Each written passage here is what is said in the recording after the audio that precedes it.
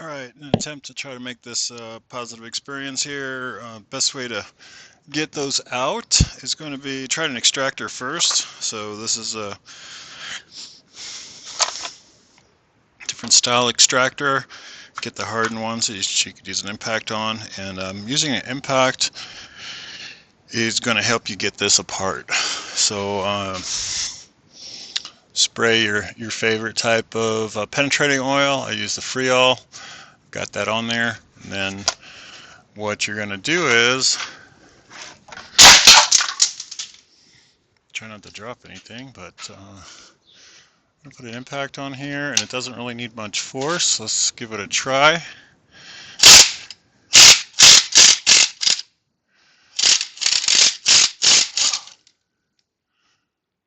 There you go. Try and get that to focus on the camera. Where are you, camera? Right there. Okay, now the other one's going to be a little more challenging. But what we're going to do is I'm going to use the old super glue washer trick. Going to glue a washer on here, weld the washer, and then weld a nut on it. We'll see how she does.